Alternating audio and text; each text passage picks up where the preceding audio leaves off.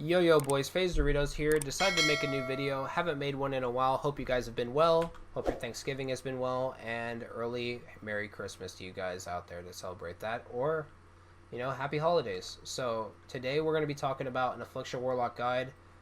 Not going to get into too much gross detail here. Just going to talk about the basic stuff. Talent builds are pretty much the same as last season. The only thing you're swapping up is Dark Harvest into pet teams, you play Dark Harvest, Into non-pet teams, you play Withering Bolt. And into setup teams, you drop Dark Fury, aka Rogues. Rogue teams, you drop this. And you play Feldom just so you can Succubus in the opener and CC them with the Succubus in stealth. And it can't be CC'd. And then after that, you go Fellhunter. Right?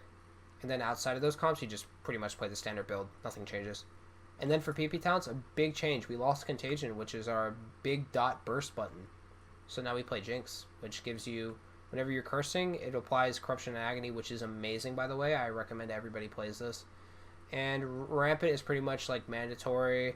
Rot and Decay is mandatory until teams you fight. It would be better to play like Nether Ward like into a Destro. Or you play Observer into an Affliction Warlock.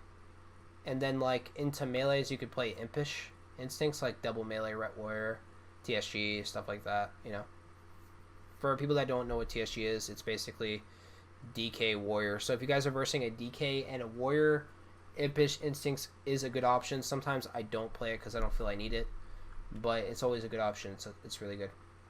And then outside of that, Soul Rip is also pretty good into matchups like RMP.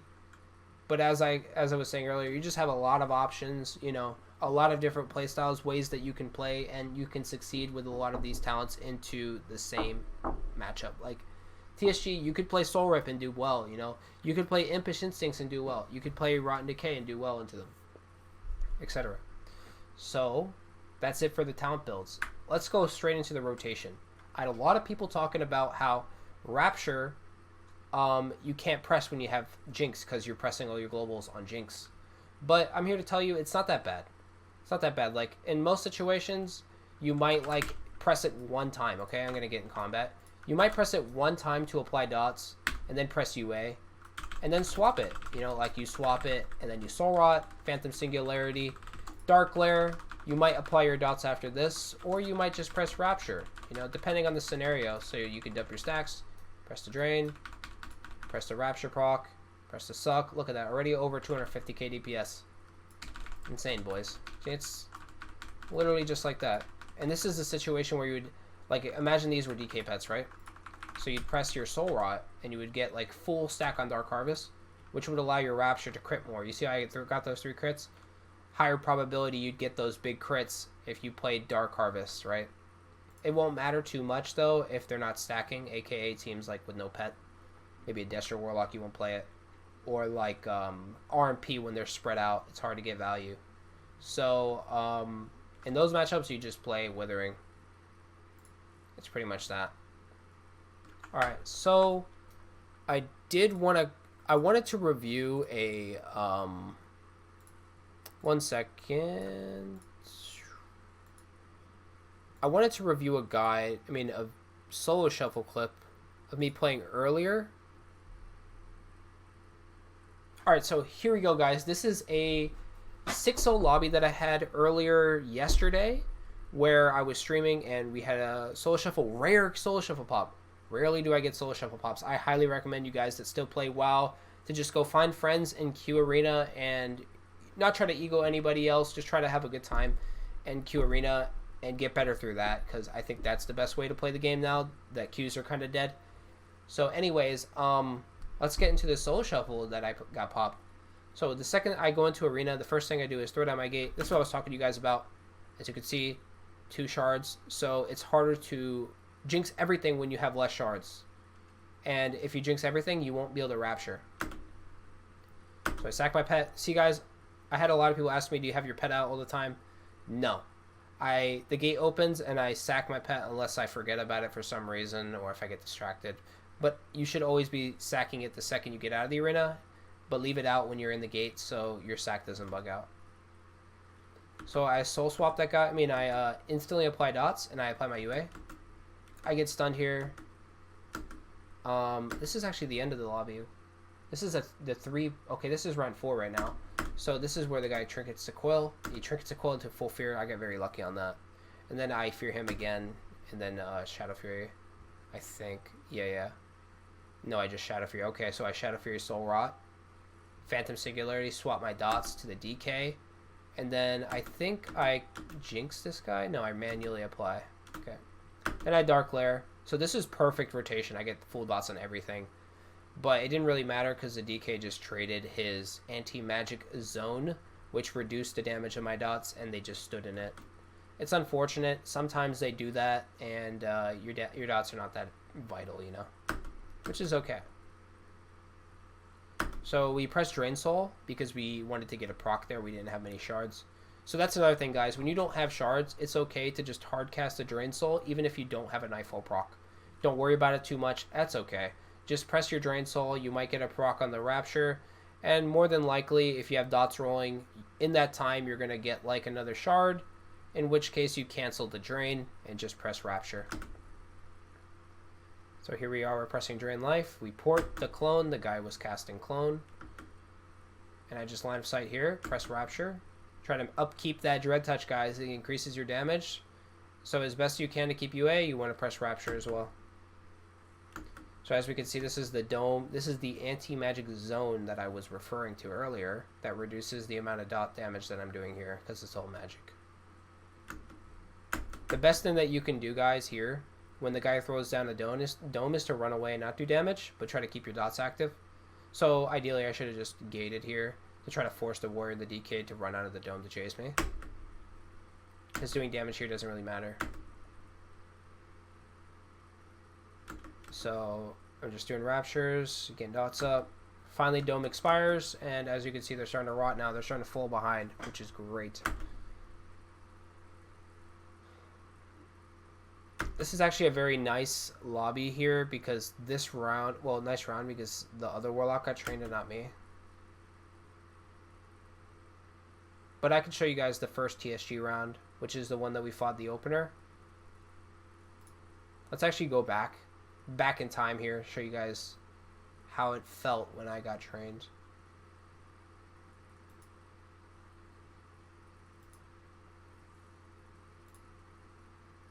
Okay, so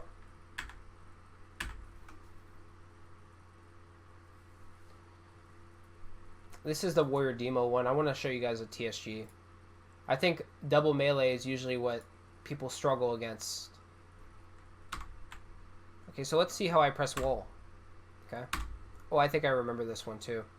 This is where I walled instead of porting. So, long story short, guys, I walled instead of porting. The best thing that you guys can do, looking back, you know, hindsight's 20/20. So the best thing that you guys can do is when you see an enemy popping their big offensive cooldowns, you should be thinking about rotating your port before pressing your wall. You know, big oversight by me. It happens. It's unfortunate. But if you guys do make that mistake and you trade wall and you're already at that point and you realize it's a mistake, there's nothing you can do but to go forward through it. So the best thing you can do when you press wall, and if you pressed it high on cooldowns or, you know, at a good timing, it's fine. Just plant your feet, do damage. Just do damage in that wall, make use out of it. Don't port after you press wall. Just press wall and commit to your damage at that point. So they connect on me. Warrior Colossal smashes, which is an indicator that he's going to be doing a lot of damage and trying to kill me or get cooldowns here. And I think he soon after presses Blade Storm and presses Avatar. So he does. He presses Avatar, Blade Storm, and DK presses APOC, which is his button to explode wounds. So his wounds are going to do a lot of burst damage here. I think I dropped like 40 and then I press wall. Let's see. So I soul swap my dots into the healer. I dropped to like 40 probably in a second because he APOC'd. Let's see. I pressed wall. It actually must have just happened. So this is what I meant, guys. If you press wall and you notice it's a mistake because they pressed all their cooldowns, that's okay, guys. Just get your dots rolling. Start pressing Rapture so you can dump your 4 set. Start doing damage to the rest of the team. And just use that as an opportunity to just do damage and try to get cooldowns, which we do. We get Dome, and we're just cranking these guys. We probably get a PS charge here too. I don't quite remember. Yeah, as you can see, the warrior has that fuzzy shield around him. That's PS, pain suppression, for people that don't know. from the priest. So warrior's taking 40% reduced damage, and the DK is also in the dome. So we got 2 big cooldowns from the priest, which is a very good trade. They look like they're in a very dire situation. Warrior drops to 11k HP, kind of crazy. He almost died there. Somehow he lives. I actually didn't realize that the first time I watched this clip back. He dropped to 11k. And when it comes to stunning people, you want to try to use your stuns on people that are on top of you when they have kick, so you can just free cast into them and they can't kick you. That's like a way that you want to play AF. Try to CC people to get more damage going. So I noticed that he's pressing clone. I wanted to get a fear there, but it's okay. So I get full dots on everything. I press soul rot, and as you can see, I got another proc for some reason. Didn't proc on my weak aura here, but it's fine. So I have a weak aura here. A buff here that shows that my Rapture is going to do 25% more damage for that next 3 cast. So what you should be thinking is trying to get those Raptures out within the 20 seconds. So there we go. I pressed them twice. I still have 1 more per stack. I press it 1 more time here. I get dots up. There we go. I think that's the great thing about Jinx, guys, where I press a curse and I press UA, and within 1 global, I have dots and I have curse fully applied in 1 global. That's what's great about Jinx. Even though it takes shards, it kind of trivializes the clunkiness of AF, which is very great. We should be very happy that we have that finally. I hope AF still gets a rework because Rapture is really bad. I think Rapture needs to be changed or removed from the game in some form. It's unfortunate, but this is what we got, guys, to work with this patch. And I think AF does insane damage. Like, if you're able to play the game, you can make AF do a lot of damage, guys. So, I hope you guys have fun out there, to be honest. As you can see, like, with the Druid, you're pretty healthy. You don't really have to kite too much if the Druid's good, which is great about playing with a Druid. I highly recommend that you guys play with Druids over other healers. Definitely not Paladins. I think Paladin is probably the worst healer in the game. So here we go. I'm getting dots active on everything. I try to press Soul Rot. There we go. We have another proc for this, which is great for us.